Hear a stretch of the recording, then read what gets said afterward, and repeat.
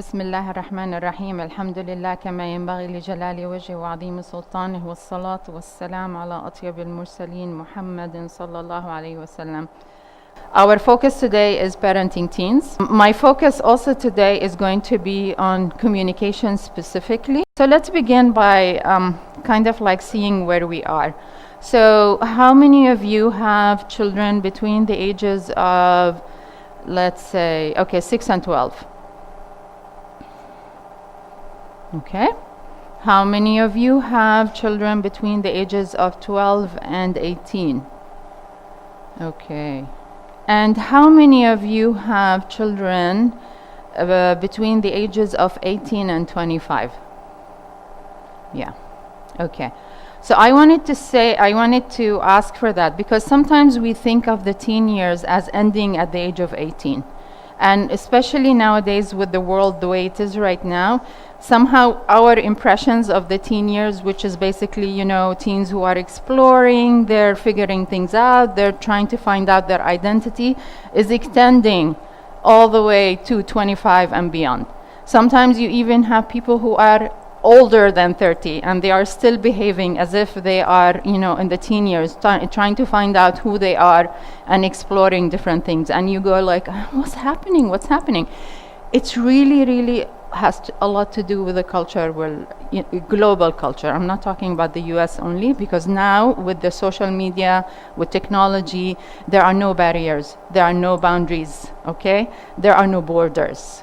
So ideas are just all over the world, and our young people are exposed to them wherever they are, in the world. So you got a piece of paper that is about the sheet that says communicating with teens. So I'm gonna have you read what the teens. All of them? Yeah. Okay. And then we'll have someone else read the other part, the second part. What teens say. Number 1, no lectures. 2, make it short and sweet. 3, talk everything out honestly. 4, compromise. 5, don't talk down to us. 6, listen to us and don't talk over us. 7, don't repeat yourself. 8, if we have the guts to tell you what we did wrong, don't be mad or overreact. 9, don't pry or give us the third degree. 10, skip the 20 questions. 11, don't yell from a different room and expect us to come running. 12, don't guilt us by saying things like, I did it because you couldn't find the time. 13, don't make promises you can't keep. 14, don't compare us to siblings or friends. 15, don't talk to our friends about us. Okay, those are messages from teens about how we sometimes tend to communicate with them. And I want to emphasize that we come from a place of love. We do. We love our children very much. Okay, I doubt that there is anyone in this room who has actually sacrificed their Saturday morning and is coming here to sit here to listen to this workshop who doesn't love their teens very much. Irritated and frustrated with their behaviors or beliefs or whatever, what have you, and you start trying to get them to see your point of view. And so sometimes in our effort to get to them, we do all of these lovely things that the teens are actually objecting to, right? So any comments or questions about what the teens are saying, let's avoid these. Sometimes I find it hard when it says don't repeat, because we tend to wanting something good for them and they keep doing the same mistake. So we have to repeat. I don't know how to get out of that. So give me an example of something you repeat. Let's say salat. We keep reminding them, do salat. Keep repeating. It's time for salat. Do your salat. Do it right and so on. Yeah. This one, for Muslim parents, there are several issues that are very important for us, right? For us, especially us who are practicing, and Islam is like a core piece of who we are, core piece of our identity. We feel that it's our, and it is, okay, We feel it's our responsibility to make sure they're praying, to make sure they are actually practicing, and all of that lovely thing. So sometimes we go into an overzealous control mode to control them, to get them to do what we think is right, and it is right. I'm not saying what we think is right is not right, but they're not ready sometimes to do what we think is right. And when we go into this overzealous control mode, we actually lose them. So, what to do with salah? I'm going to mention a couple of things, okay? It may work for some of you, it may not work for some of you. You may have other ideas, no problem. So, and let's also be clear about what age are we talking about. So you are going to define for yourself, okay, when your teen is beginning to recognize his or her own self-identity. And that's going to be different from a child to a child. You could have, like I had 4 children. Each one of them was different.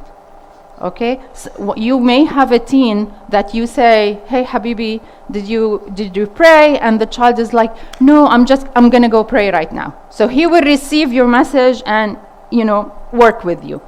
And you may have a teen who you say, "Did you pray?" And then he says, "I'm gonna pray later." And then you go and you know that your teen did not pray. Okay, so keep in mind the differences in your children. Okay. When it comes to prayer, after a certain age, and you decide, what works in your family, you need to start putting the responsibility of the prayer on your children. Meaning, you need to start saying, this is your own individual responsibility. I taught you. I taught you how to pray. I took you to the masjid. You know everything about the prayer. Do you have questions about the prayer? Come and ask me. Okay? I am not going to start reminding you about prayer anymore. However, one more thing that you can do to help with the prayer is actually to have Salat al-Jama'ah in the house. And let me tell you, with Salat al-Jama'ah, it doesn't mean you're going to start yelling and screaming from downstairs and saying, "Hey, we're going to go ahead and pray now." Okay, and just like they're saying in the handout, they're saying, don't yell at us from another room. Okay, have a system for when they know when prayer is going to happen. So you don't need to yell and scream, but do Salat al-Jama'ah. And don't wait for them. Like, how many of you have prayed Salat al-Jama'ah in the masjid? Okay, so what do they do in the masjid? They start on time. They do iqamah and they start. They don't say, "Oh, we need to wait for Brother Ismail, we need to wait for Sister Fatima, oh, they didn't come, let's just wait for them." And you know what? The beauty of Islam, there's so many beautiful things about Islam. The beautiful thing about Islam is we have a way to join the prayer even in the last sit down. And we are told you will get the rewards of the group prayer even if you, just before the Imam says Salaam Alaikum, you're getting the reward. Like, that's so beautiful. So, okay, you just establish a system of how your kids know that the prayer is going to happen. Follow through. Start on time, okay? And don't nag. Please don't nag them about the prayer. Please also don't tell them, "I don't think you made wudu." Please don't tell them, "Your salah is not accepted because you actually, I know not make wudu." And in front of Allah. Please, let's not do that. Because faith is a journey. Faith is a journey. Each one of you have gone on your own faith journey. Some of you may have been blessed to have discovered Islam early and never struggled, and you prayed all your prayers, and some of you know. Some of you maybe have committed to Islam later on in your life. Faith is a journey. So focus on making sure that your connection with your kids about Islam is a loving connection, is not a connection that is based on nagging and whining and how could you do this, and put the responsibility on them. while saying, I am here to answer questions for you. Yesterday we had a beautiful conversation over dinner. My husband, myself, my brother, and my youngest daughter. And my youngest daughter opened up about her experience with learning Islam in Saturday schools. Because that's, what I did as a Muslim mother. I sent her to Saturday school. Beside what we're doing at home, you're going to Saturday school, you're going to learn Islam. And she said, it was awful, Mom. And this is not to reflect on any Saturday school. I'm just saying about her own experience. It was, Mom, it was awful because everything I did was wrong. And I was told always, oh, your prayer is not accepted because you're not doing your hands this way or that way. And she said, I was just filled with a lot of shame about my practice of Islam. So let's please, especially nowadays we are going through a huge fitna, a huge trial, okay, that's affecting all faith communities, not only Muslim community. All faith communities are struggling nowadays. And they're struggling with what? They're struggling with their young people choosing not to practice faith. Okay? So let's be compassionate and let's be... The Prophet ﷺ was like that. I mean, I'm not inviting you to do something that the Prophet didn't do. And the Quran describes him. He says, if you were harsh, nobody would have come and listened to you. And this is what we're doing to our children or to the young people in our community. We are being harsh. We are not following the prophetic example. Okay? So for prayer, please don't nag. Do Salat al-Jama'ah in your house. Okay, don't wait for them to join you. And don't, and put the responsibility on them. Please start saying, it's your responsibility to pray. It's not responsibility to remind you, because you're old enough to know. Okay? And I am open, I'm here, I'm open to listen to any questions that you have about Islam, about faith. One of my regrets is that my youngest daughter didn't come and talk to me about all this shame that she felt around how she was being taught Islam. I never knew until she was in college. So this is one of my, as a parent, I go like, okay, I don't know what I did, not to have that space where she can feel safe and come to me. And most probably is because she looked at me and she saw me like very, very strong in my practice, and I love everything about Islam. And she's like, how can she come and talk to me about, these things when I am like that? So just be careful. Okay. So a long, long discussion, but this is one of the most common questions that come my way about teens. Prayer, specifically prayer, okay? And really know, I'm telling you, our young people nowadays are going through a wave of lack of practice. Not all of them, taban, but there is a huge wave right now, unfortunately. Okay. So any other, I'm keeping track of time because I want to do an activity with you, thank you, about setting limits. So I want to make sure we have enough time for that. So I would like someone to read now the second part of the communication sheet, if possible. Who would like to read? Effective communication. 1, let's make a deal. 2, here's how we do it. 3, let's negotiate. 4, would you be willing to? 5, that's one way. I look at it differently. Want to hear? 6, in our house 7, we can listen to each other without agreeing. 8, Tuesday is. 9, time for. 10, if I find that, I'll. 11, let's do it this way until we have time to work out a plan we all like. 12, let's try this out for a day, week, month, and then reevaluate. 13, let's start with a set curfew and change it as we need to. 14. When you have, then we'll provide. 15. You may drive our car, borrow our clothes, etc., as long as, otherwise, I'll have to say no until I feel like trying it again. Okay, questions about the part about how we can, inshallah, improve our communication with our teens? Any questions about any of this? Yes. I just have a question about the let's negotiate part.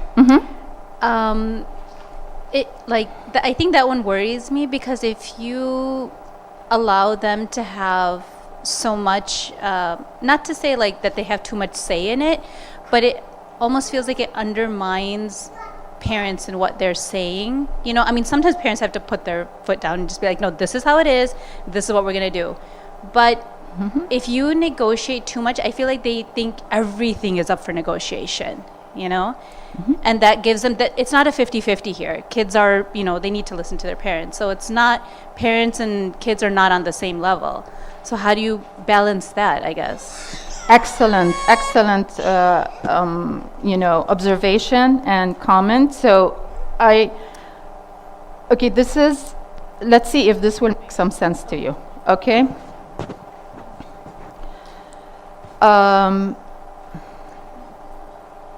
Okay, the short answer, okay, and then I'm gonna do what I wanted to do. Not everything is up for negotiation, okay? So you need to decide what is going to be up for negotiation and what's not going to be up for negotiation, and figure out what is your parameters for negotiables, if you will. Okay, and different people will have different parameters for what is negotiable. Different households, if you will, right? So, so in my household, for example, one important thing was I recognized the difference between my responsibility and the responsibility of the children. This was important, okay? So like, for example, prayer, okay? Whose responsibility is it when they are teens? Their responsibility, okay? Your responsibility when it comes to their prayer is about providing maybe a space, and that's why I say, make sure you are trying to do Salat al-Jama'ah in your house, because that's your way of, encouraging prayers, right? But the actual doing of the prayer is their responsibility, not yours. So the first parameter is always assess whose responsibility is it. The same thing applies to homework. Whose responsibility is it? Guys, it's their responsibility. And what do some parents do? Did you do homework? Sit down. I'm going to sit next to you until you finish your homework. Okay? That's even when they are teens. We're not talking when they're young, kids under the age of 12. Okay?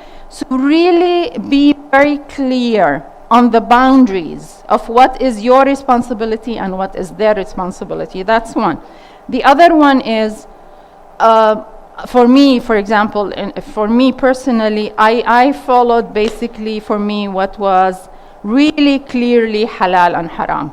You see what I used, how I described it?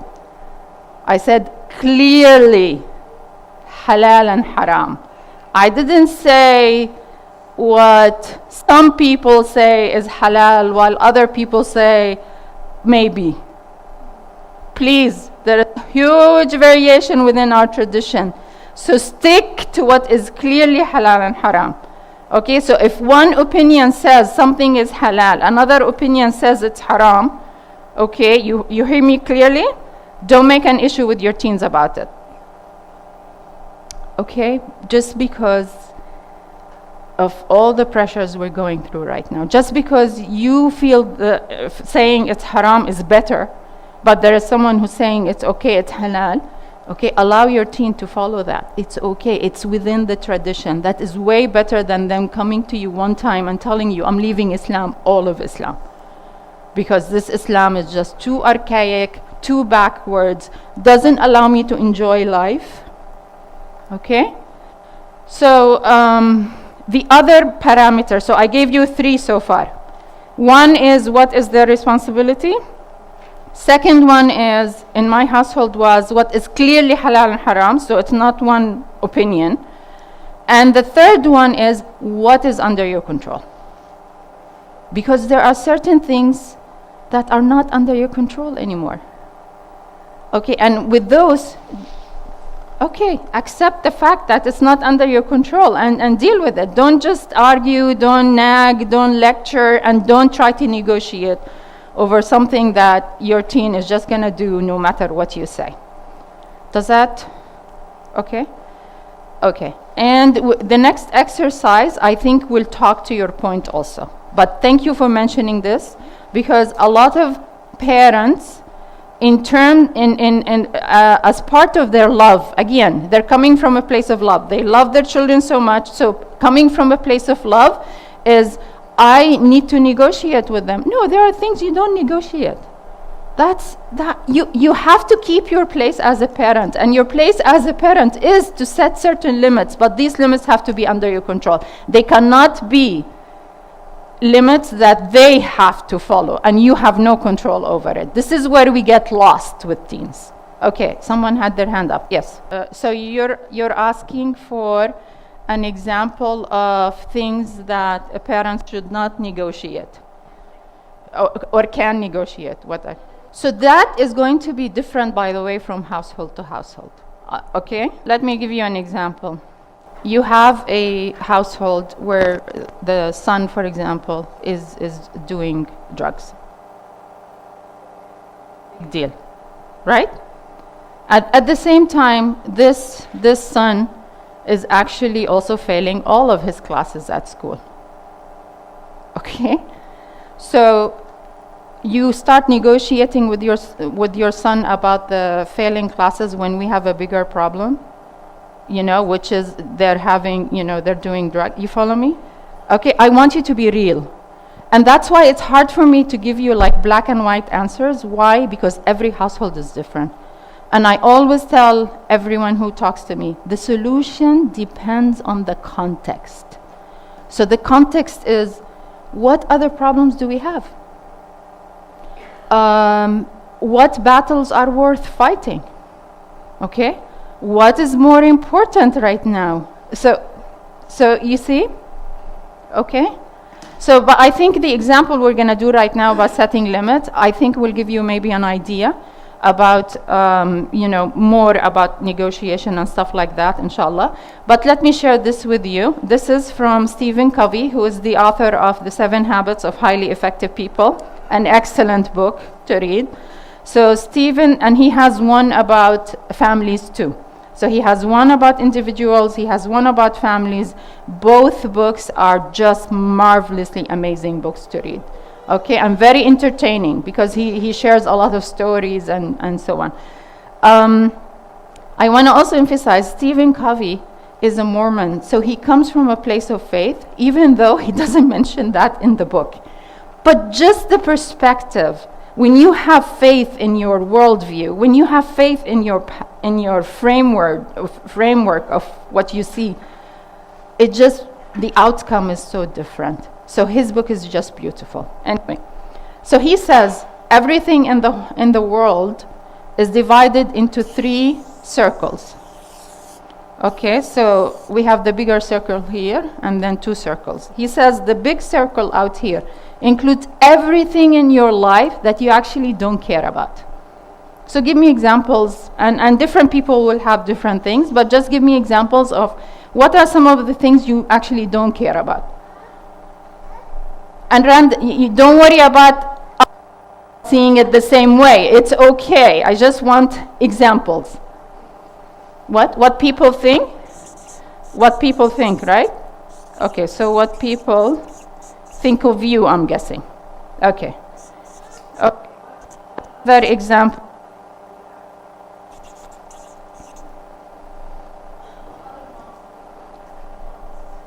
Okay, so what other moms do for their kids?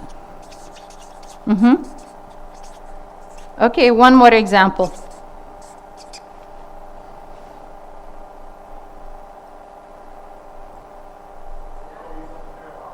Yeah.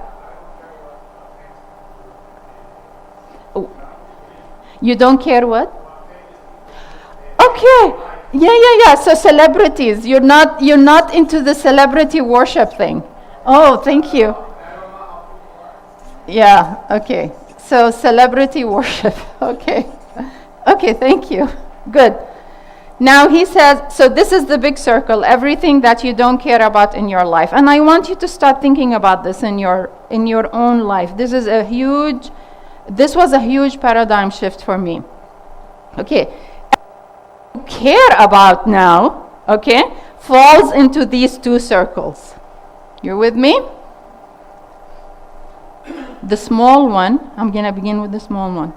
So it's things you actually care about, but you actually have direct control over.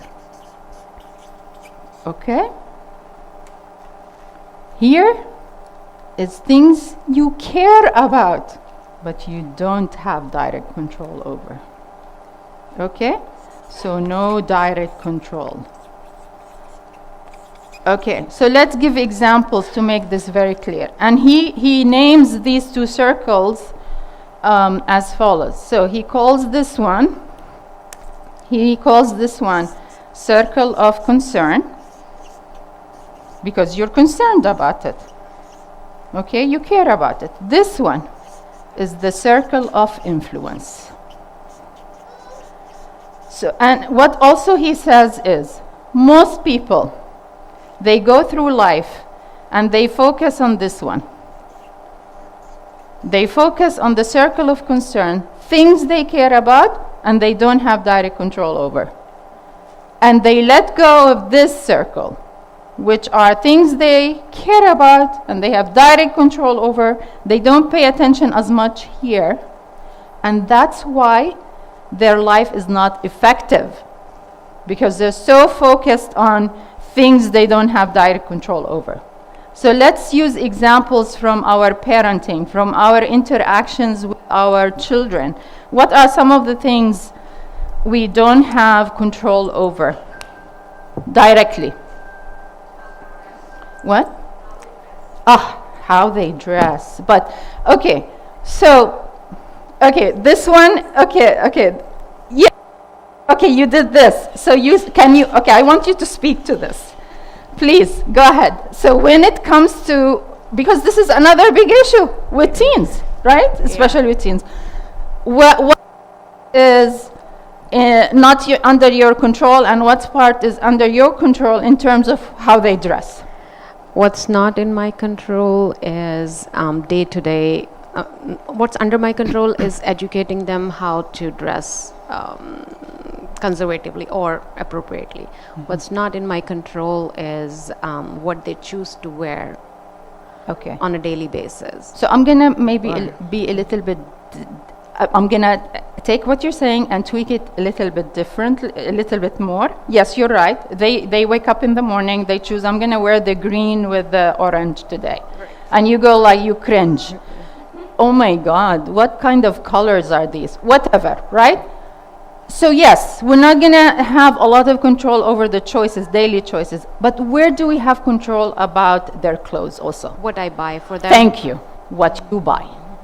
And that's exactly what I mean by people focusing here and then letting go of this. Don't let go of your control over what you allow to come to the house. You're the one who has the money. You're the one who's buying the clothes. Okay? So, please. Okay? I'll tell you another thing. Okay, for example, you don't have control over, for example, a girl who leaves the house with a hijab, goes to school, takes off her hijab. You don't have control over that. And you may go for a long time not knowing that this is what your daughter is doing, until someone tells you, or she has the courage to come and tell you, Mom or Dad, this is what I'm doing, right? Okay. Okay. Do you get the idea? Do you want another example of what we have control over and what we don't have control over in terms of the kids? How about their hygiene? Hygiene. That's an excellent question. Wallah, Anjad, excellent question, right? So where does their hygiene falls? As a parent, you worry about like them getting sick, not washing hands or brushing teeth or not taking shower when they need to. But That's your ultimately- worry. Yeah, that's worry because they will get sick or, Sure. but you can teach them, you can guide them, but then even if they don't follow, it's still your concern. I It don't is think- your concern. but That's why it's called the circle of concern. But it's also, I can't differentiate between the two here because I'm not sure if it's not when it is not under my control. At what age you just say, oh, well, you haven't taken shower for 3 days, it's okay to just, when do I let go of that influence or concern to influence? So let me ask you the question. So where is your control over their hygiene? How does your control manifest? Pretty much What? taking them to the bathroom, turn on the shower. Okay, so basically, drag to the bathroom. I don't know. Okay. It's just that where the concern and influence, I can't differentiate in hygiene. How do you do it? Like That's why I asked the question. How does it manifest? Because that's going to answer for Nag. you. No? it manifests in nagging. In nagging. Yeah. Thank you. In what also?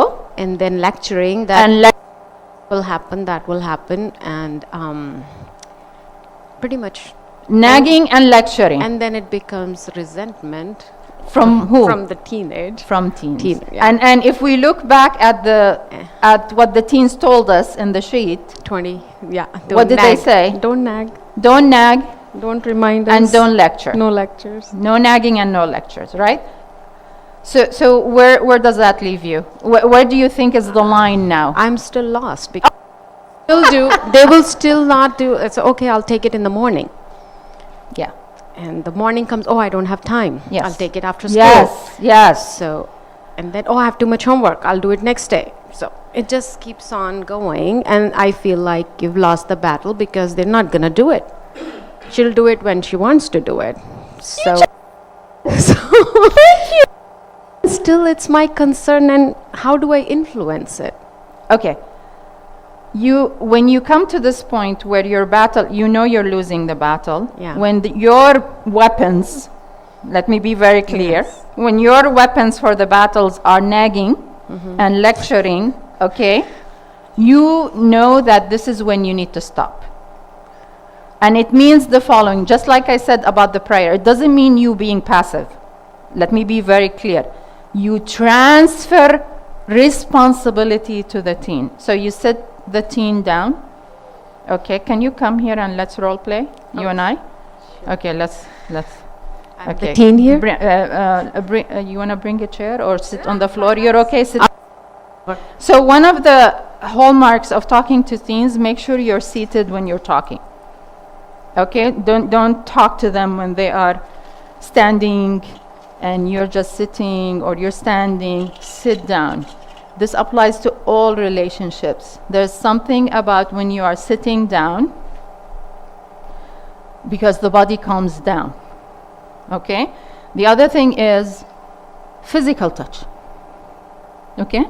So I'm gonna, so what's your name? Farzana. Farzana. Okay. So, Farzana, Habibti. I have noticed that you are making some different choices about your hygiene that are different than what I think is appropriate. So I just want you to know, from now on, I'm not going to nag you.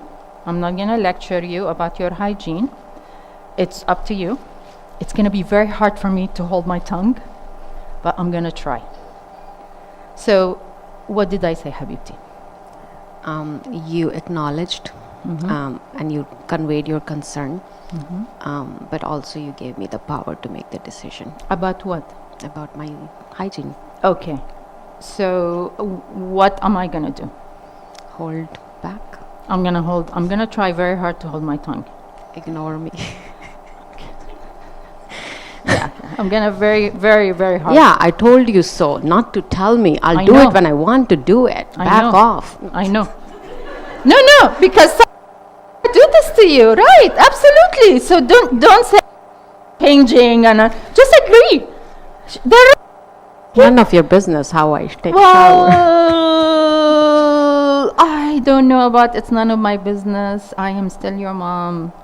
And no one in the whole world is going to love you more than I do. I know. So Farzana, now come back as Farzana, as the adult Farzana. Okay. What were you feeling, thinking, and deciding as you are role-playing with me, this role?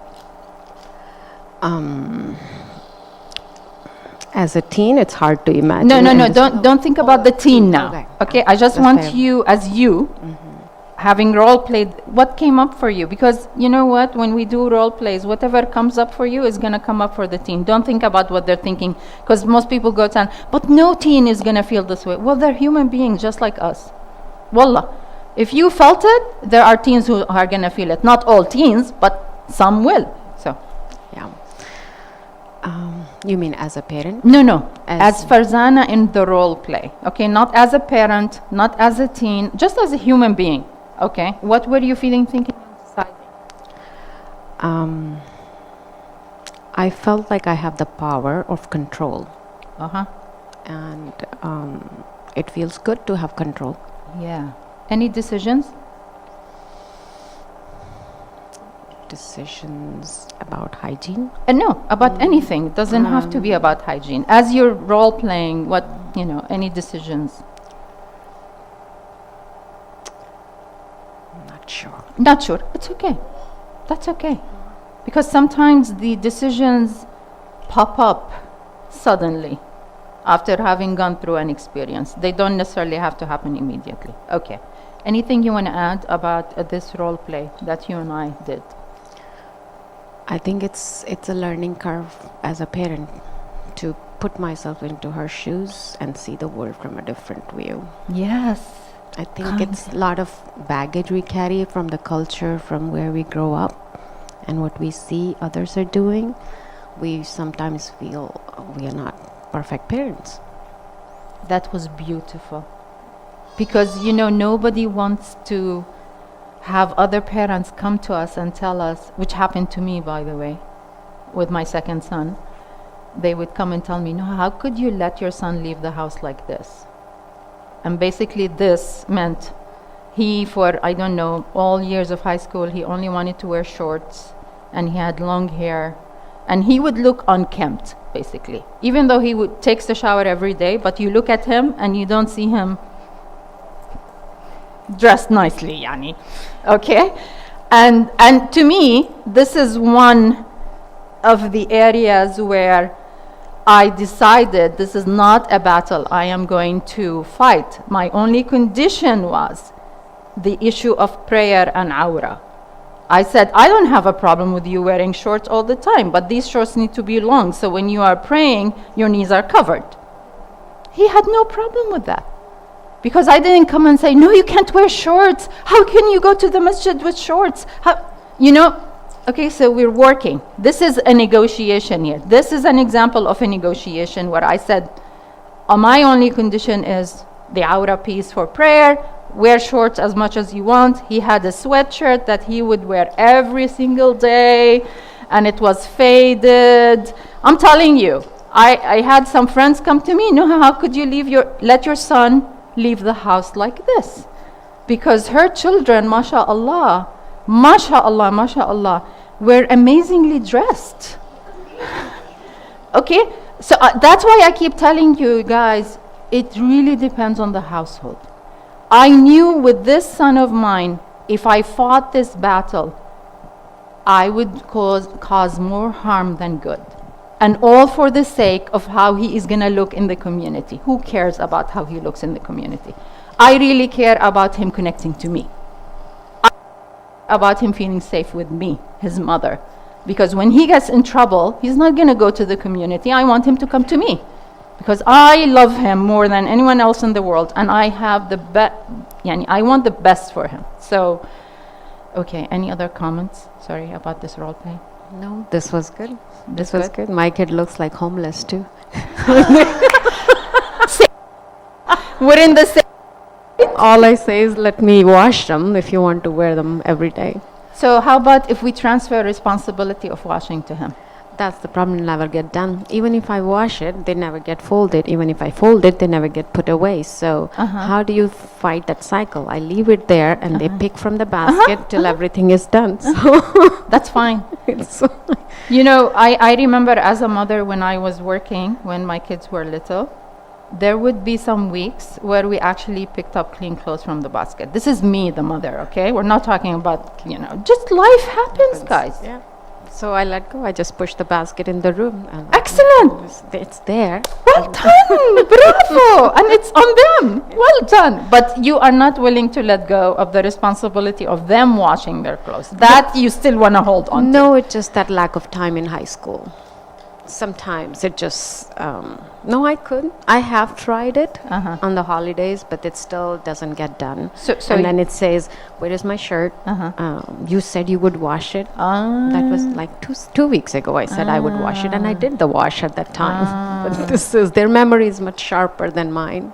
But it's interesting for me that what they told you is you said you're going to wash it. But then they play it because I didn't say anything. It Yeah. was 3 weeks ago for something else, and I Yeah. had done that. Yeah. So they are picking that. Sometimes it's just the battle, and they want to engage in that. Sure. In that battle of words, and main topic is lost, and they have picked about That's true. something else. So That's true. I just have to walk away because it's.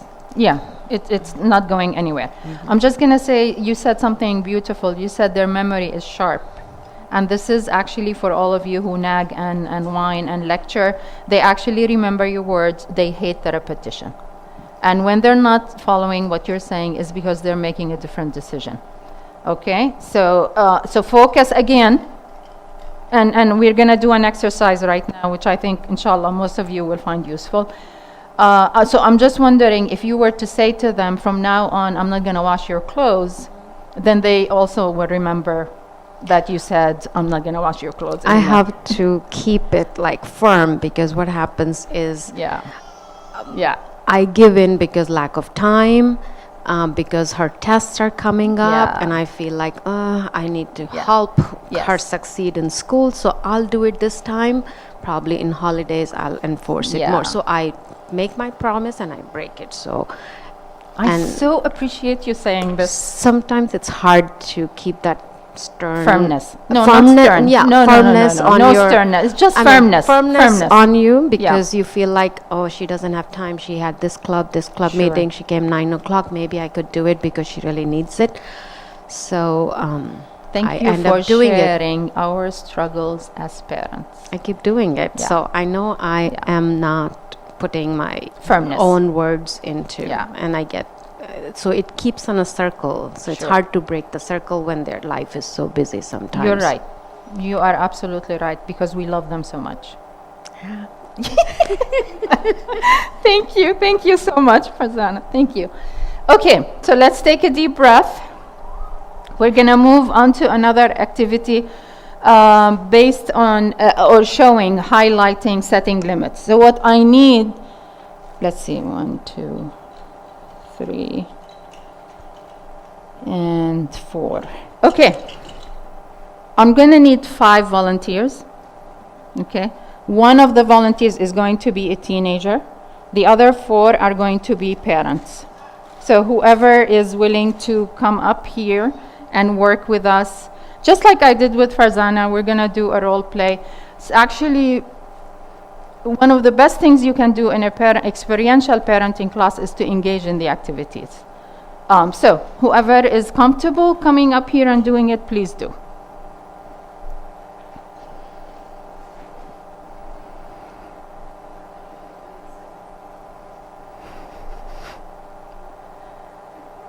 Thank you, thank you, thank you. That's okay, that's okay. Yeah, he's like, he's watching you. He's like, where did Mama go? Come, Mama's here. Did you see how his face like, this is an example of secure attachment. This, what just happened right now, is Mama is away.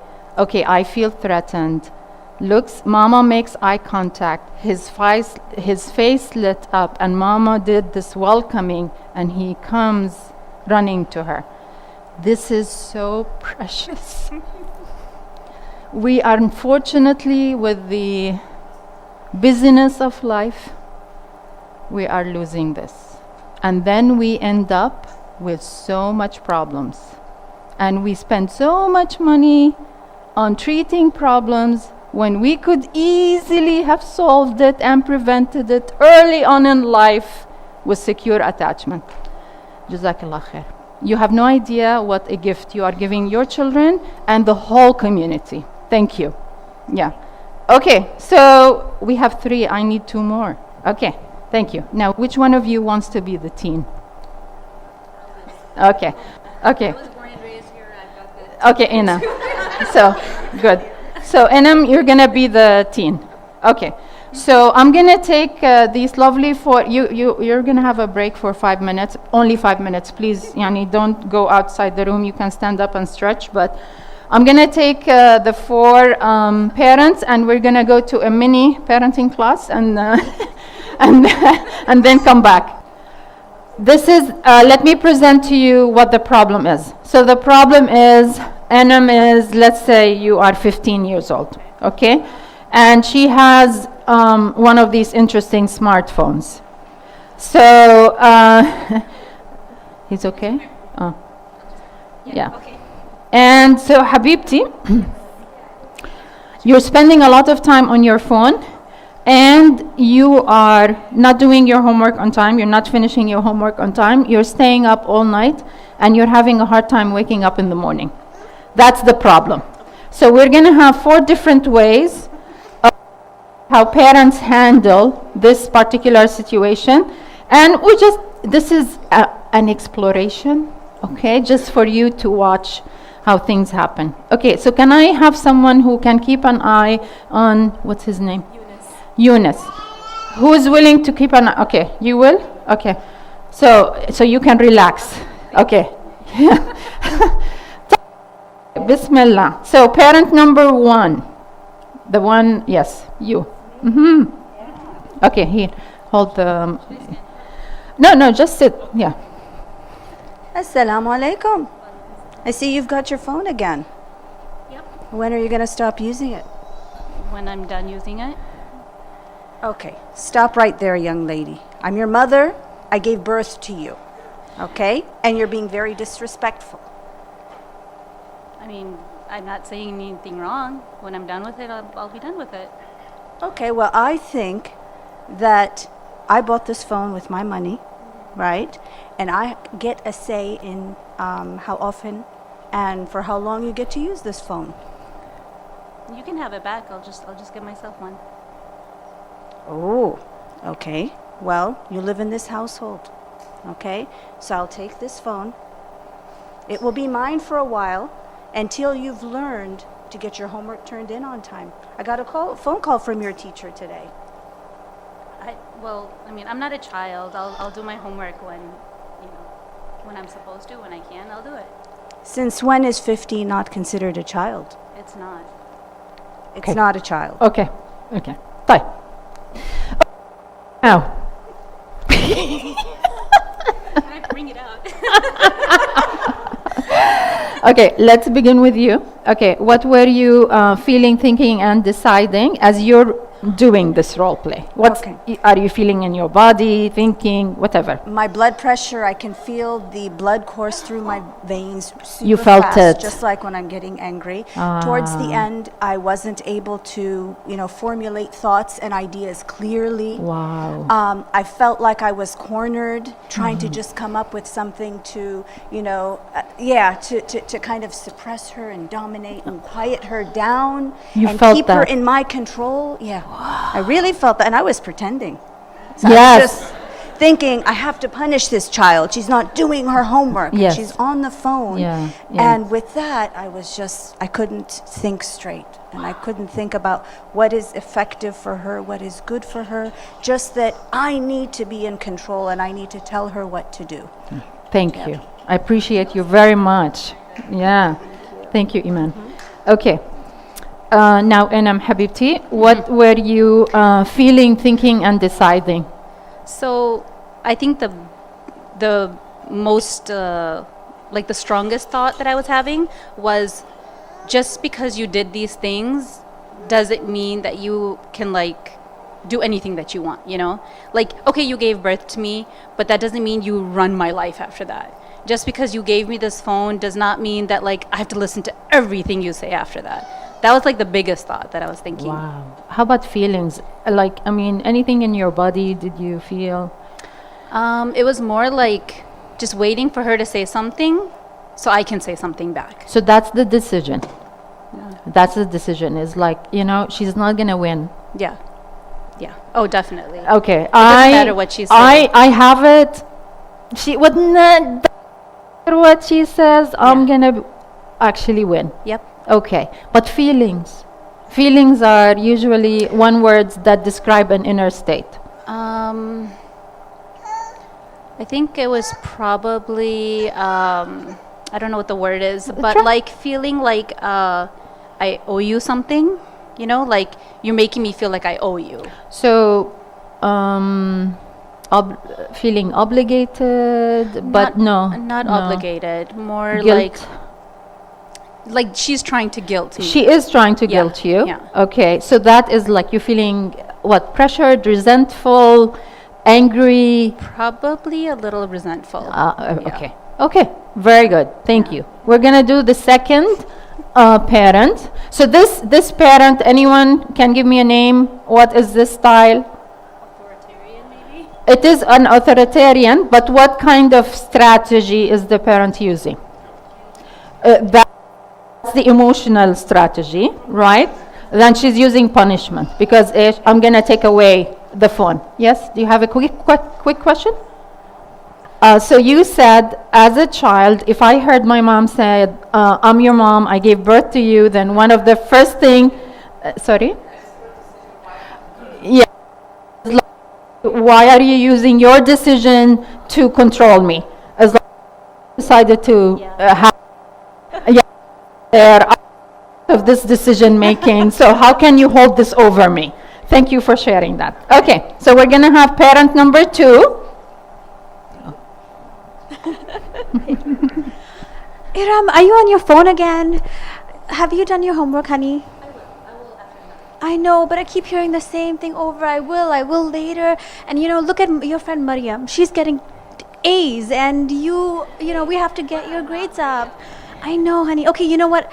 Why don't we try this? How about if you can get your homework done without using your phone, I will take you and your friends to Disneyland for 1 month. That's all you have to do. I'll take you to Disneyland. I'll even let you walk around by yourself with your friends, and I won't follow you. Wow. Okay. Okay.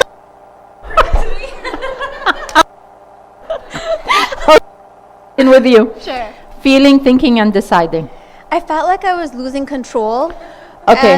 And So I was out of control. I didn't have control. Didn't have Okay, control. so this is more of a thinking. Yes. And I feel like I'm trying, you know, if I bribe her, then it might motivate her to do something. So that's the decision. Okay, how about feeling as you are bribing her?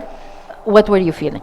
That it's so temporary, that, you know, the long-term effects are, Okay, so that's the thinking. like, what am I going to do the next month? And Yes, then the next month. You know, yes. every month I have to come up with something. Yes, yes. Beautiful thinking. Yes. How about feeling? How were you feeling in your body as you're doing this? Submissive to Oh, the child. Like, I'm just giving very in. interesting. You know, like I have to give in. That's so powerful. So you felt submissive and giving in when you're doing the I felt reward. like the child actually had more power.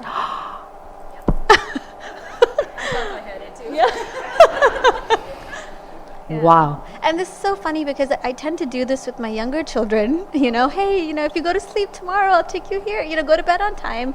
But somehow with the teen, it just the gravity of it made it was so much more. Right? And so did all of the just to make a point about experiential activity, because the parenting class is based on experiential. Did you think all these things while we were talking there or when you were role playing? Role playing. Yeah. That's why we do experiential activity. I think, like, when she said, like, that I will get it done, I will get it done. It's something that we hear all the time. Oh, yeah, I'll do it. Yeah, I'll do it, But I'm not going to get is it going to really happen? Excellent. And how do I make that happen? Okay. Thank you. Anything else you want to add? Thank you, beautiful Shazia. Thank you very much. Now, feeling, thinking, and deciding, Enam? Like she said, I had the upper hand. You felt. Oh, yeah. I mean, for something that's like a smaller trade-off, she didn't say I can't have my phone. I could just have it after I'm done with my work. And for that, I get Disneyland, and I get to go by myself and everything. Like, I was like, yeah, I have her where I want her because, like, I can get away with what I want. For a teenager, that probably feels pretty good, but... And they will get away with things. Yeah. Yes. Yeah, for sure. Okay. Any other comments? Okay. So we are ahead and do parent number 3. Okay, Kauthar. Yeah. Iram, I see lately you're not finishing up your homework on time. You're having hard time. So I have decided every night, 10 o'clock, you bringing a phone to me, or I come and bring a phone from you and you can take it back on the 6 a.m. in the morning. I decided. But that's not fair. This is I decided.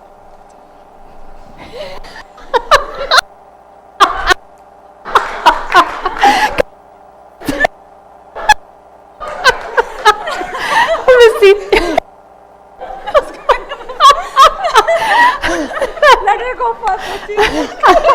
You want first? Okay. No, it's up to you. Yeah? Okay, so go. I don't know, I was speechless. Like, I couldn't even say anything. Like, what am I going to do now? Yeah, what are you going to do? I can't do anything. I can't do anything. Okay, No. what are you feeling? Like, I'm not necessarily angry, but just kind of like, a little shocked and just kind of like, okay, fine, it is what it is. Okay. That's it. Yeah. Okay. It is what it is. Okay. So as a parent, I thought, I was like, when I said, because I already set up my limit, that is my limit, and I'm going to tell her, and I'm not nagging or anything, I'm just going to say, this is my limit, and this is it, and I decided. And even since she said it, I just said the same word, I decided, and I walked away. So how did it feel for so you? I feel like I'm in control, and I can decide what I had to say. I was like, I feel like I'm in control, and then she's like, I just made a decision, and I had to stick with it. That's how I felt it. And in your body? So I was like, in my body. I was Like, is there so tension? When she tried to say, but like, then I was like, no. That's why I was like, no, I just wanted to be in control. I just decided, and that's it. It's like I feel like I'm in a better position, so I can just tell her what I want to do. But it was like, I was not like angry or not like. You were not angry. I was not angry. I was not calm. I just like. You were calm, I made my actually. mind. Yeah. And that's, I was calm. I was not angry at all. Okay. So what part is under your control with this decision that you for have me, made in my control is take away the phone. at 10 p.m. 10 p.m. like you said? Like I said. So when is this going to fail? When it's going to fail. Yeah. Like 10 p.m. The homework. Yeah, when is sorry. this decision going to fail? When I don't take away her phone. Yeah, exactly. And so if you're doing these kind of setting boundaries and expecting the children just to abide by them by themselves without doing your part, it is going to fail. Yeah, that's why I told Yeah. her, if you don't bring the phone, I'll come and get it. Exactly. So like if, after a while, I'm tired, okay, I want to go to sleep at 9, okay, let her have the phone today because I'm so tired. What does the teen get from that? Oh, The ball is back in their court. Like, Yeah, mommy's as not following through. mom not follow through with her decisions. Yeah. Okay. Yeah. Okay. So let me. Okay. Anything else you want to add, Kauthar? No. Okay. Anything you want to add about this? no, I think that one was pretty good as far as like from a parenting perspective, and even for the kid, Like I wasn't too angry. I wasn't like very resentful or anything. But I do feel like this is like a good setup after you have kind of given the child a couple of warnings first, where it's not like, where did this just come out of, like out of the blue? Okay. Yeah. Okay. So, so instead of warnings, we can do observations. So in the same setting, Observations. meaning I'll come to you and say, I have observed, or it Okay. could be something like we got the report card. Okay. Okay, and you're actually, for example, failing classes. And so I have observed that you stay up all night. I woke up the other day at 2 a.m. in the morning. I found your room, the lights on. And so I have observed that you stay up all night. You have a hard time waking up in the morning. And your report card is actually lousy. So I have decided. You follow me? Yeah. That makes more sense. Okay. Anything else? No? Okay, thank you. So this strategy, I didn't ask you, what was the strategy that Shazia did? What was it? No, Shazia is the one who said, I'll take you to Disneyland. Rewarding. Right, okay.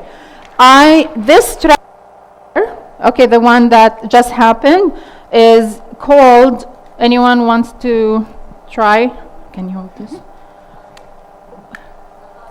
It is part of the authoritative parenting style, and the strategy itself is called logical consequences. So let me be very clear about what are the differences between logical consequences and punishment, because people think when they do punishment, they're doing logical consequences. Okay? So logical consequences have to be related to the issue. Was this what Kauthar did? Was it related to the issue? Okay. It has to be respectful. Was Kauthar respectful? In what way was she respectful? She was calm. She wasn't yelling. She wasn't screaming.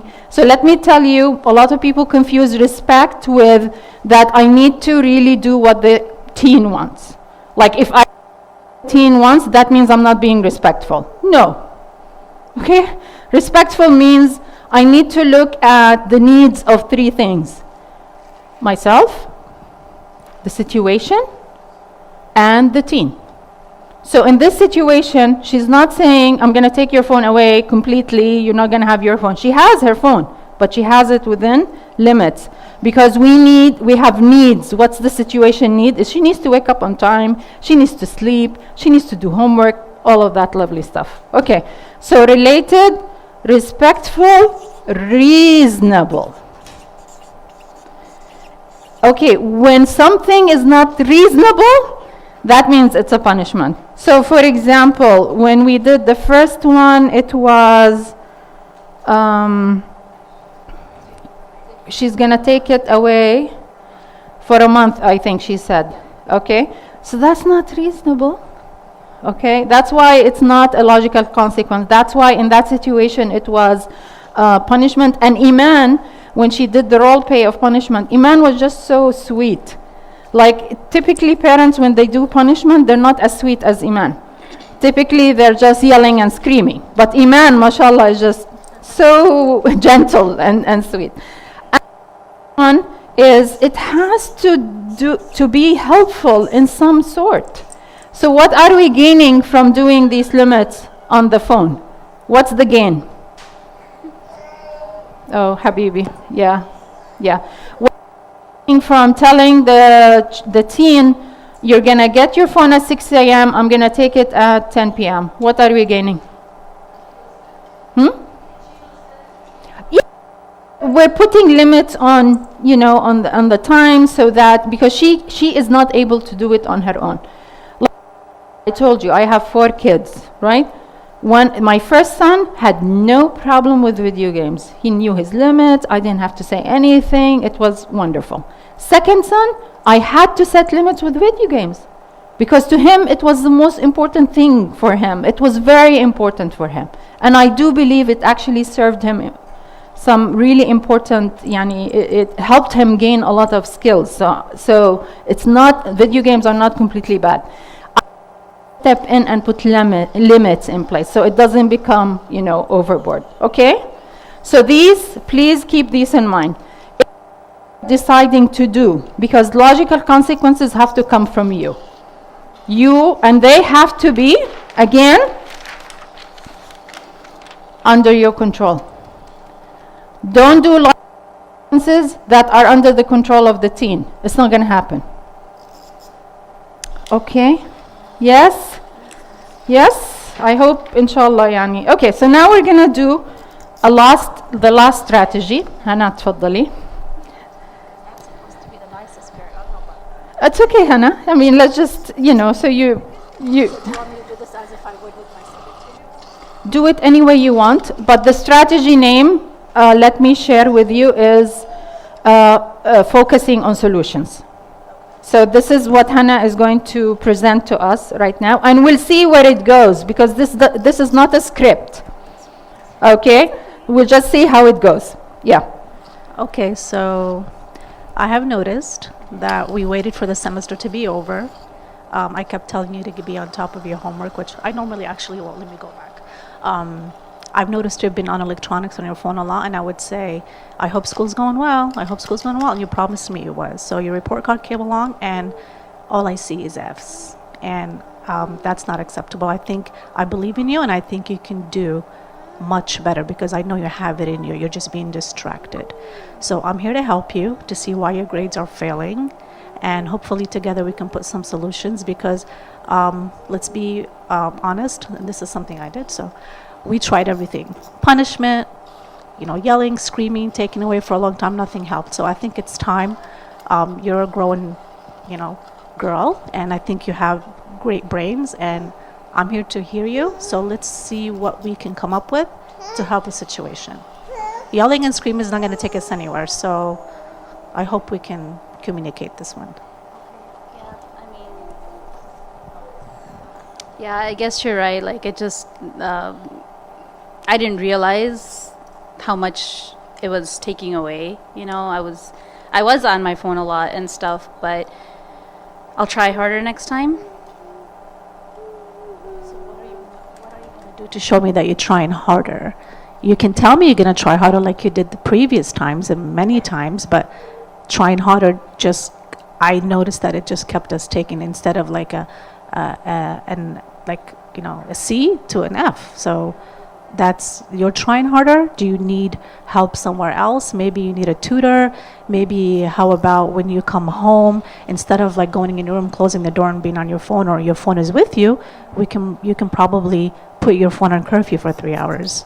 And then in that time, you can make productive time. Or you want to rest, because after school, I know you have a long day. Maybe rest for an hour, and then give me your phone for a couple of hours, do your work, and then you're free after that. You can have your phone till 11 p.m., and then you just have to give it back to me.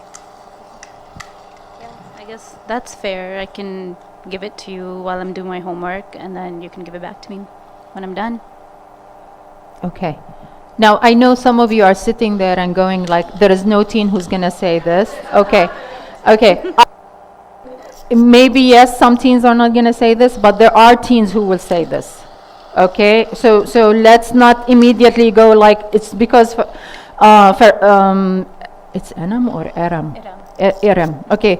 Just because Aram is an adult, that's why she's saying this. Believe me, there are teens who are good-natured. Allah created them good-natured. Wallah, seriously. And they are more than willing to collaborate with you.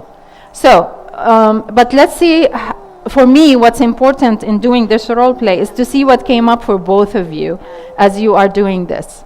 Okay, so who wants to begin? So I did feel like she was trying to work with me.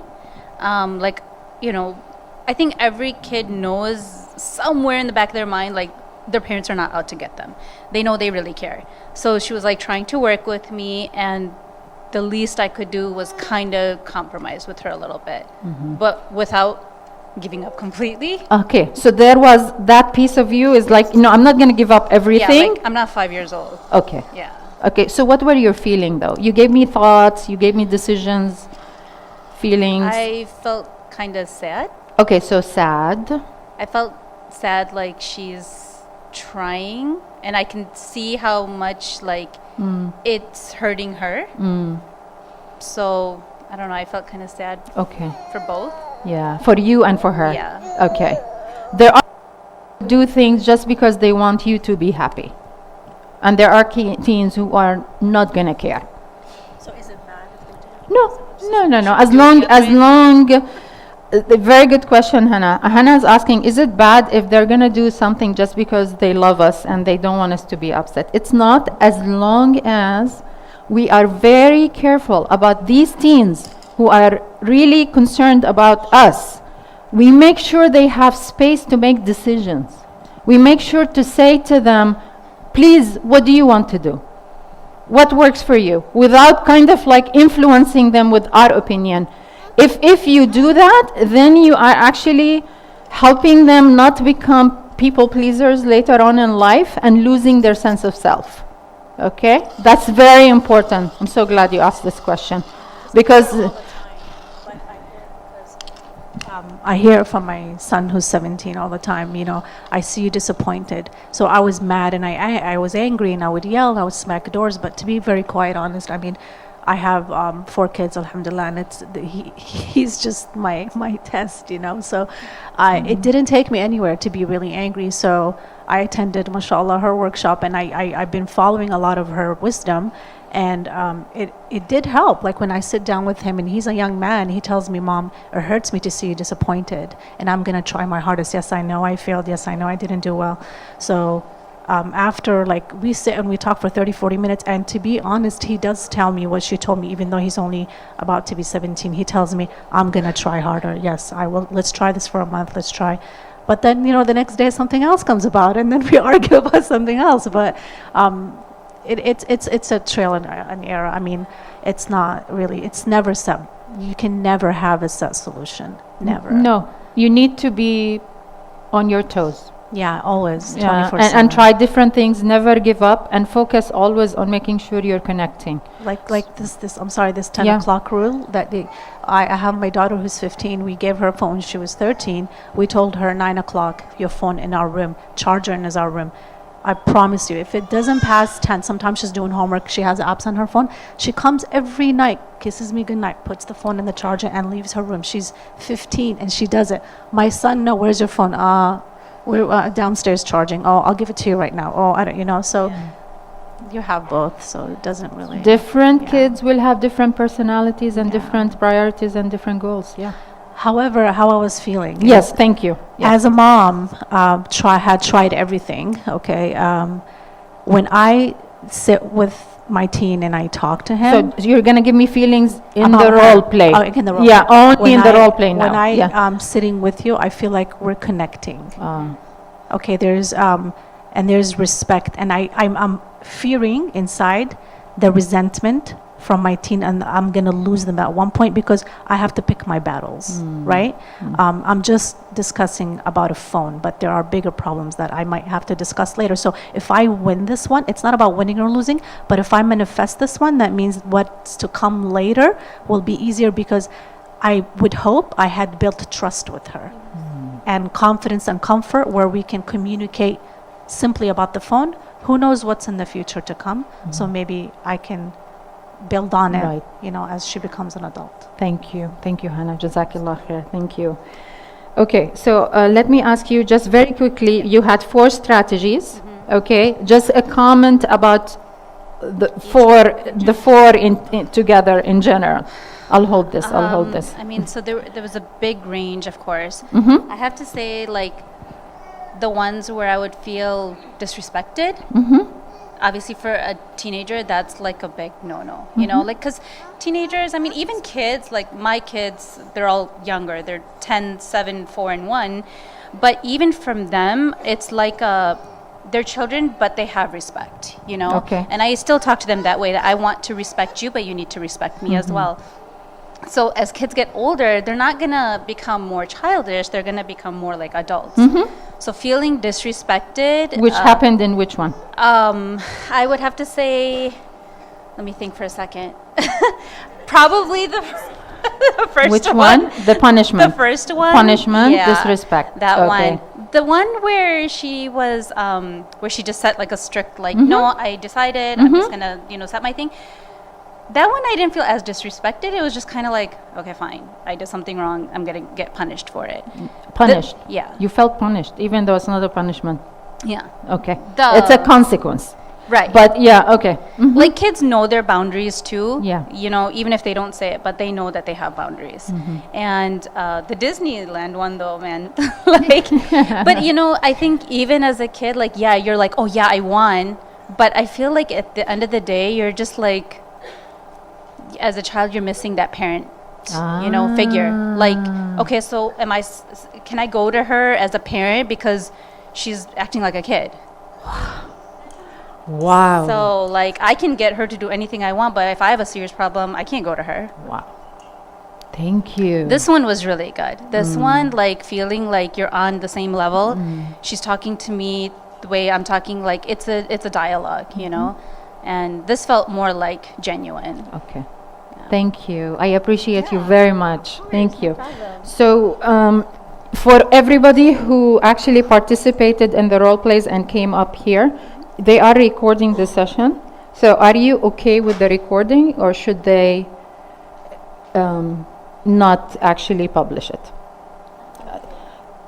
So everybody who was up here and was on camera, you're okay with the recording? Because they're gonna actually, if you're okay with it, they're gonna publish it, and so other people will watch it. No objections? Did I have, yes, you're okay, Farzana? Okay, Aram, you're okay? Kauthar, Iman, and Hannah, we're okay? And Shazia, you're okay? Okay, alhamdulillah. Okay, so that brings us to the end of the workshop for today. Jazakumullah khair. There are so many problems that we can prevent in childhood. And one of the best ways to prevent problems is effective parenting. So that's my mental health message to you. Okay. Assalamu alaikum. May Allah give you in your spouses and in your children. Assalamu alaikum.